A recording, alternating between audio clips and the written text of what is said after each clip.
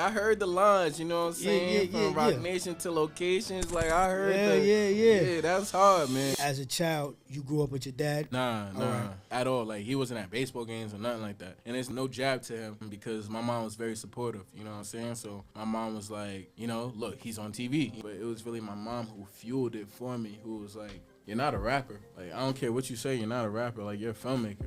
When you started doing music, was that your therapy for the homie that you lost? Yeah, 1,000%. How was it that you dealt with that loss? How did you get out that rut? Yeah, because I was like 19 trying to understand what life means. Still could hear my mother yelling about my pipe dreams. You know what I'm saying? Like, I was on that kind of vibe, like.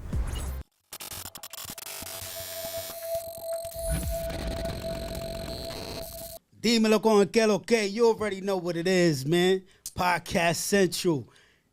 Coastal Chronicles NYC. I'm your boy, Tank Sinatra, a.k.a. Taino Domingo, a.k.a. call me anything but late for dinner because you know I love to eat. And as usual, you know I got my brother with me, the activation king of NYC, even worldwide, not just NYC. For that, what the fuck am I talking about? Trent Star, talk to the people. Yo, what's going on? What's going on, YouTube world? You know what I'm saying? We the world famous Duce Lounge, Coastal Chronicles. You know what I'm saying? Got to shout out my Paper Planes family, Rock. You know, we got this Duce Friday things going on. You see the big Gold Cups vibes for the summer. We're about to get crazy this summer, man. Listen, you know what I'm saying? We had a big announcement in Vegas. You know what I'm saying? The boss was there, Big Hove, you know what I mean? So we're going to get done with it this summer, bro. That's why I had to clarify. I said New York Activation King 999. You know what I'm saying? You far from only NYC, baby. Had to get dumb and take the helicopter, you know what I'm saying, to the plane, from the plane to Vegas, and I ain't put the footage up yet, but I'm gonna let that clip go in a minute though. What up though? What's good? Listen, man, I'm just saying to the people, man, keep on putting that good old stamp of approval on us, man. You know, like, share, subscribe, put the notification bell on. You know what we doing, man. It's nonstop, man. Nonstop talking about. We got it. Ooh, I'm just gonna go. Do your thing. Let's get to it. I'm speechless on what's about to happen right now. Do what you do. Some kids play house. This one grew up playing characters. And not just any characters. At 10 years old, his voice was already on TV, bouncing through living rooms as Tyrone the Moose on the Backyardigans. By his teens, he wasn't just acting, he was writing, directing, and producing films with a message. And when he graduated with a film degree, he wasn't just walking across the streets, he was walking straight into purpose. From backyard adventures to big screen ambitions, he's been creating his own spotlight and not waiting for permission to shine in it. And the hustle is not for clout. It's coded in his DNA. This man's been behind the camera, on the mic, in the trenches of real production. He's coordinated film projects with Rock Nation, held it down in the location department for Transformers, worked side by side with Forrest Whitaker on Godfather of Harlem. That's not resume fluff, that's real experience, earned by showing up, staying ready, and grinding when nobody's watching. The industry might see titles, but he sees opportunities to build something bigger than himself. Then there's the music. In 2017, he switched gears and stepped into the rap game like he had something to prove, and he did. 2 albums deep under the name J.O. and bold enough to take his sound global, he ended up in Albania competing on a televised stage, showing his talent. While others chase viral moments, he's chasing meaning. Even when his own father, yes, his father criticized drill music, he stood firm, defending artistry and culture while still respecting where he came from. That balance, that's courage. But beneath all that ambition is something deeper. A son quietly navigating through the heartbreak of watching his mom fight dementia. He calls his success bittersweet, and you can feel why. Because all the cameras, accolades, and streaming numbers don't erase the real life happening behind the scenes. Still, he keeps showing up and showing out. So before you ever call him someone's son, recognize the man himself. Actor, director, rapper, filmmaker, former moose, and walking proof that legacy isn't just inherited, it's built. Give it up for Jordan Coleman. Man, that was hard. That was hard right there. That might have been the best intro I done stepped into interview with. Appreciate you taking the show. Listen, King. Welcome to the show, brother. Welcome to the show. Yeah. Glad to be here. Real talk, bro. Like, yeah. And the screenwriter in me appreciate. I heard the lines, you know what I'm saying? From Rock Nation to locations, like I heard Yeah, that's hard, man. Yeah, that's I appreciate that for real. That's my monologue team. Creations by Lady J. She get busy with us, but yeah, that was awesome. Nothing that was said was fabricated. Right. You feel me? Because I'm just thinking about how you was doing your whole directing, doing documentaries at 13. Yeah. You know what I was doing at 13? You know what you was doing at 13?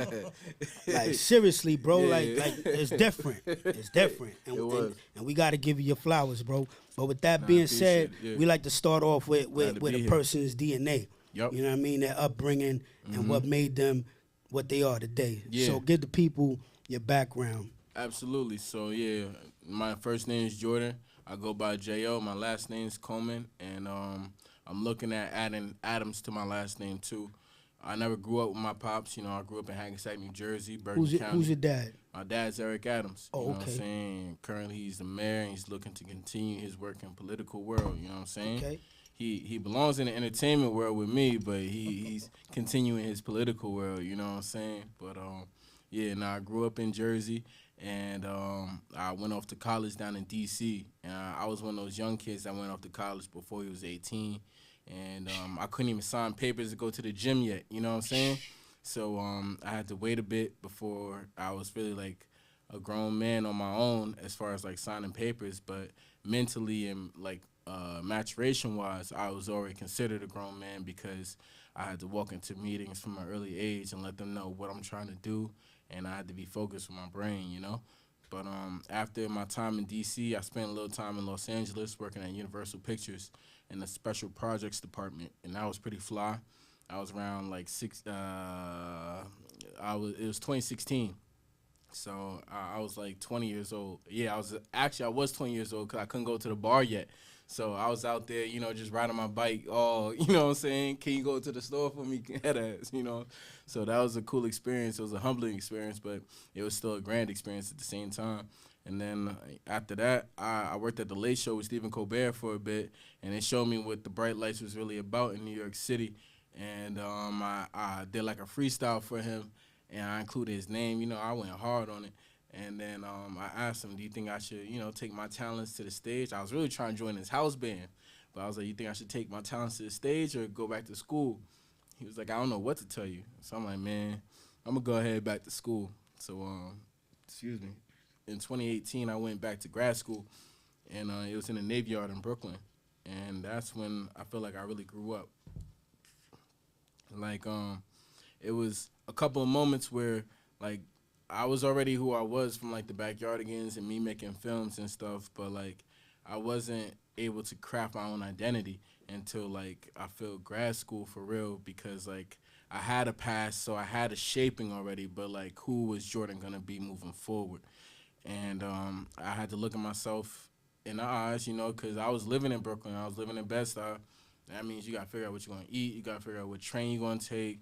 You're going to figure out what you're going to dress and how you're going to dress because people might take what you got on. So, you know what I'm saying? You got to be sharper. You know what I'm saying? This isn't just Jersey lifestyle. This is you being dropped in a place where you might not be prepared for it, but you're going to have to be prepared for it because your pops is preparing for something bigger than you, you know? And then during that time, I was doing grad school. I was working at a Caribbean restaurant on the Delphi in DeKalb. And I remember I used to walk to school, walk to work, and then walk home. You know what I'm saying? Because the Uber would be too much. I wasn't making enough. But, like, during my time there, and I was the bus boy.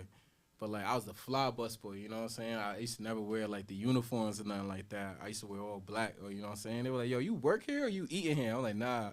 I'm just on shift. But, you know what I'm saying? Like, I used to be on that timing. But it was a cool situation because I was able to work hard and I was able to build who Jordan was, you know, over time. And then that blessing came with force where I'm in grad school and it's 2020 and I'm kind of old school and I started to realize it, you know, over these years because I turned 30 in August this year coming up.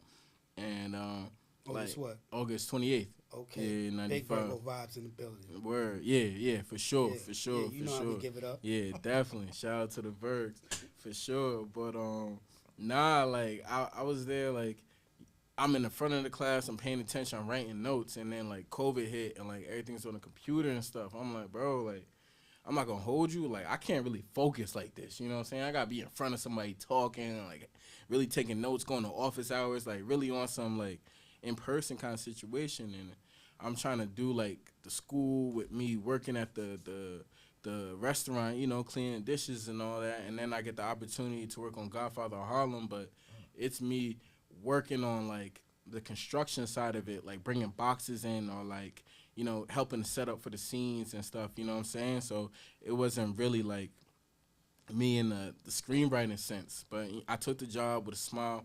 I was able to help people. Like, I was doing like the I-9 paperwork, you know what I'm saying? Like, I was just there like, hey, I need your social. I know you don't really want to give it to me, but like, you know what I'm saying? You want to get paid. I want to do my job. Like, come on, like, let's just get it done. So, you know, people saw that I had like a sense of humor and personality, and mind you, I was like working on it. That's the thing that I was working on while I was, you know, growing up in this time of my life. And so, it came to the point where they were like, yo, here are the keys. I'm like, what's these keys to success? And they're like, yeah, pretty much. Like, you Forrest's assistant on the show. And, you know, I became like his COVID officer. That's what they were calling it during the times. And it was pretty much keeping everybody away from him and making sure he don't get COVID. I'm like, yo, out of all the people, you know what I'm saying? Like, that's crazy, you know what I'm saying? I got to make sure this guy don't get COVID. Like, everybody back up now, you know what I'm saying? Like, I saw this shit, like, hold on. So it just turned into one of those situations where it was high pressure, but, like, once you get into the flow of it all, it doesn't feel high pressure no more. And that's why I admire the Michael Jordans and the Kobe Bryants of the world, you know what I'm saying? Because they were ready for the high pressure situations to the point where it was just regular practice for them. In their mind, them shooting that free throw or them pulling up on the elbow, that's a high pressure situation. And I look at myself as if I'm a life athlete, you know what I'm saying? Like, I played sports growing up. I played rugby in college. But I look at myself as if, like, all right, you have goals, you have wins and losses, and you got to make sure that your wins are more than your losses right now. You can learn from your losses for sure, but at the end of the day, like, you're a winner, and you got to make sure that you continue to win. So, I adapted to the situation with Forrest, and things went well, and I was able to be a part of season 2. It was an amazing situation, and then after that, I was able to just hit the job search looking for work. And, I landed at Rock, and that was just an amazing time there. Paper Planes is amazing, you know what I'm saying? I got mad love for Paper Planes, bro.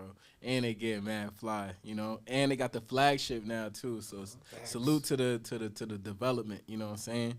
That's awesome, man. You know, do say family, you know what I'm saying? Like, come on now. So it's just, it all works, you know what I'm saying? I feel like New York is in a revamping stage. And these are elements that can revamp it and will revamp it, you know? Like, these are going to be staples, just like how, you know, Timberlands were staples for a long time in New York, you know? So I think that everything goes through a change and through a new phase, but the authenticity of New York City, it's going to stand, and whatever is new and standing in New York City is going to last, you know? So I'm happy at the status, and I look to be a part of it moving forward too, whether it's with the movies or the music. Check it. That was crazy. Man, we here, bro. Listen, we unpacking everything you just said right now, because I think one thing that you left out, right, is what I was trying to get to.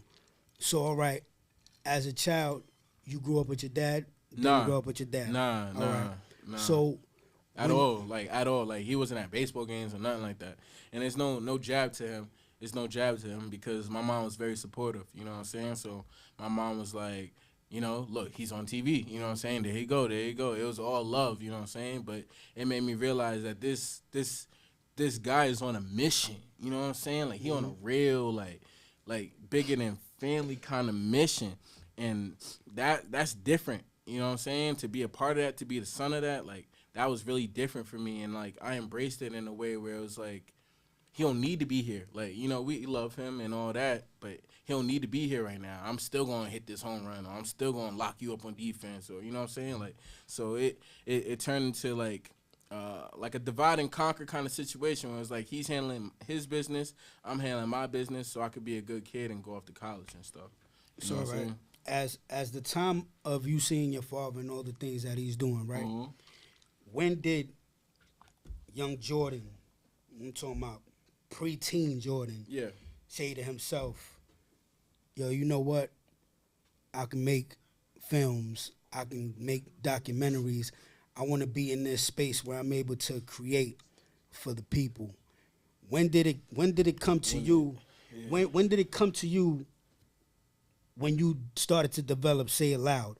Because you just finished talking about another Virgo, Kobe, right? Yeah. As soon as you walked in, Yeah. you was like, yo, look at two goats on the wall. Automatically. And you just finished saying it Yeah. in the interview, right? Yeah. Tell me how at 12, 13 years old, Kobe's sitting literally a few feet from you, Yeah. and you're interviewing him and asking him, yo, how were you in school? And like when did it manifested in your brain that this was a lane that you wanted to go to? Because you know, some people, regardless of you not being in your father, not being in the same, like lanes, avenues, but you see all the things that he's accomplishing. Right. Why is it that you didn't say to yourself, damn, I want to go into law enforcement, or I want to go into politics? What made you want to pick your lane? Because I'm a character, you know what I'm saying? Like, I like to drink my Douce without being judged for it, you know what I'm saying? That don't mean I don't have a brain. Like, I went to grad school. I went to a very prestigious institution. Like, I just want to be a free spirit, in all honesty. That's why I chose a lane in which I chose, because I feel like there's a lot of free spirits out there, but they don't know the guidelines in which they could follow. They just feel like they could be free and dumb, and that doesn't have to be the case. Like, you could be free-spirited and still sharp, and you could be free-spirited and still chase your goals. So I chose art because that's the best representation for me to be able to give you my opinion without me feeling like I'm lecturing you. You know what I'm saying? You could watch my movie and be like, damn, I really took a piece out of that I could really resonate with. Or you could be like, yo, it was just entertainment. You know what I'm saying? And, you know, Jordan makes good movies, and I don't like to make good movies like Jordan. But as far as with my dad and like just as far as like me finding my art, I think that happened when I was with the Backyardigans. You know what I'm saying? Like, and even before that, I was modeling clothes for like for the Daily News, the New York Daily News, and it was kind of in a sense it's insane to say, but like I feel like my mom really like molded me to be like a young star. You know what I'm saying? Like, from an early age, because, like, she worked at the Daily News, you know what I'm saying, for 26 years, and she covered crime and punishment, you know what I'm saying? Like, I was in her stomach, and we were in L.A. when Biggie got shot, you know what I'm saying? She covered Aretha Franklin and O.J. Simpson and all these big cases, you know what I'm saying? Working at the courthouse on 138th Street, Grand Concourse, she was really, like, in the mix of everything that was going on, and she had me involved with it, you know what I'm saying? Because, like, my dad was an officer, and my grandfather was an officer in New Jersey, and so she was always on like the Law and Order vibe. You know what I'm saying? Like, that wasn't for me, bro. Like, I thought it was cool in the movies and stuff like that, or like not cool, but like I thought it was interesting, like the stories or the cases or the documentaries and stuff, or like people's lives. You know what I'm saying? Like, I remember hearing about Sean Bell, and like my mother and my dad. Like, my dad sent me down, talked to me about like, do you understand what's happening? Do you know what's going on? Like, I walked in protests with my dad, but that was like me hanging out with dad. You know what I'm saying? Like, my first book that my dad had me read was the autobiography of Malcolm X. You know what I'm saying? And I was around like 8 years old, 9 years old. And he just was like, I don't care if you don't understand everything, but how much of this do you understand? Like, what kind of brain am I working with you? You know what I'm saying? And it was really powerful moments looking back at it. And like, I think that I found myself at an early age, and I found what I was good at an early age. And then I just started to run with it. But it was really my mom who fueled it for me, who was like, you're not a rapper.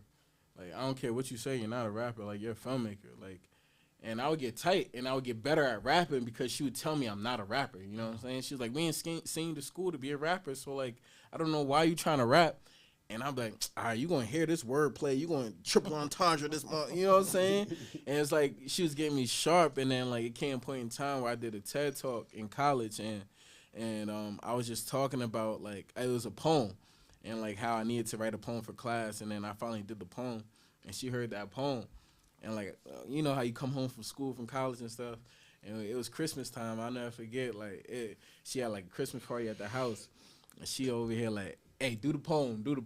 I'm like, oh, so you like when I rap. You like when I spit them bars. You know what I'm saying? It's switching up. Yeah, now it's switching exactly. Point proven. That's dope. So, yeah, paying the price. Yeah. Right? I want you to break down to the people. Oof. R.I.P. Romac. What that R.I.P. That movie was about. You know what I'm saying? Yeah. Just movie, give them the whole backstory. Man, that movie, bro. That movie did something to me as a person. and I'm explaining it to you because after the first one, my first movie, you know, we have Kobe Bryant in it. We have Vince Carter in it. We have Michael Strahan in it, Jadakiss, Young Jock, Hurricane Chris, Al Sharpton. DJ Marley Marl, yeah, Reverend Sharpton, you know what I'm saying? Nick Cannon, Biz Marquis, R.I.P., Busta Rhymes, you know what I'm saying? Ludacris, you know what I'm saying? Like Winky Wright, you know what I'm saying? Keep holding it down. So it's like a lot of OGs that I'm getting information from. Like Jordan is sitting down talking to these people. Excuse me. And I'm sitting down talking to these people, and it's turning into a situation where it's like I'm gaining wisdom, and everyone who's watching this is gaining the wisdom of all these legends. You know what I'm saying?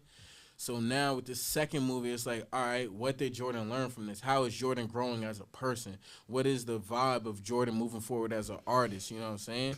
So then that second movie, I kind of took the reins a lot more in the sense of I was 16, and we started shooting this film on August 11th, but August 17th started tour-a-days for football at high school. So I'm like, I'm not going to miss tour-a-days because, you know what I'm saying? Like, I still got to put in that work on the field, you feel? So we shot the film in, like, you know what I'm saying, no time at all. And it's like 16-hour days, just like a standard-ass film. But this film was important to me because it was a situation where, like, teen dating violence was big, you know what I'm saying? Whether it was on a local level, like within communities, or like on a grand level within like celebrities. And so I started to have a conversation with like a lot of my friends, and like a lot of people were going on different sides, whether, you know, she wrong for pushing him, or a man should never hit a woman, you know what I'm saying? Like we kids, we just going back and forth and stuff, everyone chatting. And so I really do research, and I see that 1 in every 3 teens are victims of teen dating violence. I'm like, yo, this is crazy, you know what I'm saying? Like, I was raised to never hit a woman, but there's certain situations where a man has to protect himself, like at bottom line, you know what I'm saying? So how can I put this into a conversation where I can understand where the other side is coming from, so we ain't even got to swing no more? We could just understand, you know what I'm saying, what it looks like if someone did swing and the consequences of that. And so that's what the film kind of geared towards. And so it was an amazing film. You know, it was a 66-person cast that I was dealing with. And it was amazing because I was able to see a vision, and I was able to have the backing. Like I really want to give a shout out to my grandfather, my mom's father, because like he did what he was supposed to do as a man, to the point where like he raised a woman who was able to be successful, to be able to raise a son who was able to do his own thing, and he was able to give back, and he was a producer on my project, you know what I'm saying? Rest in peace to my grandfather. But at the end of the day, like, we never went to no producer and be like, can you please give us money towards, because we had it, you know what I'm saying?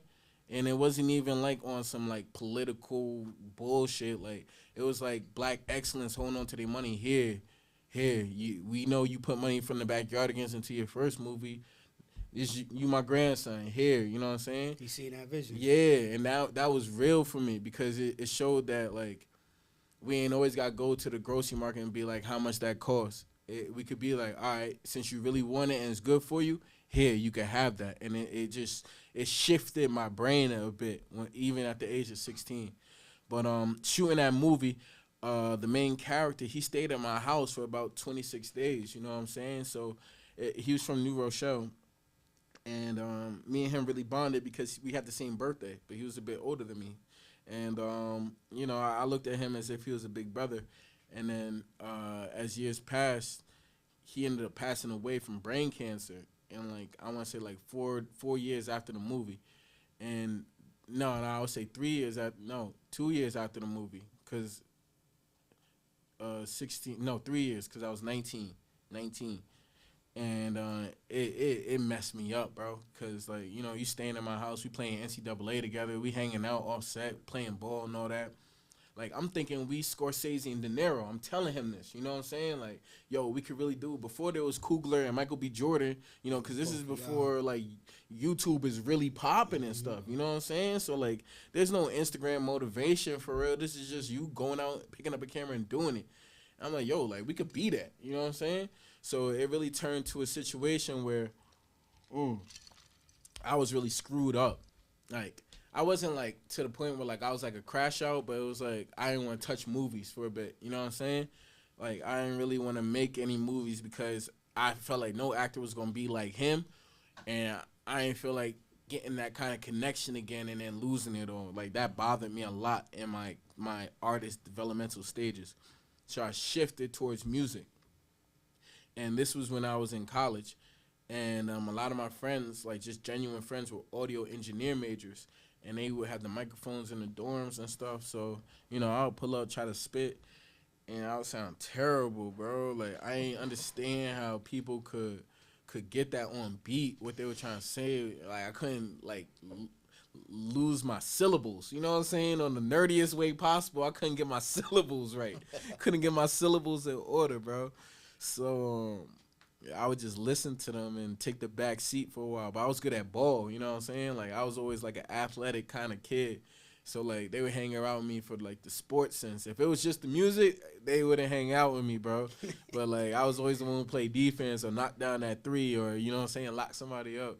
So like I was able to pick up from them because they was audio engineer majors. You know what I'm saying? So like they capstone projects is them working on like music stuff in it. You know what I'm saying? So when I would go to them with sessions, we like for the schoolwork, it'll be in the studio, the school studio, and this is American University in DC. Like this is $1 million studio, Krieger Studios.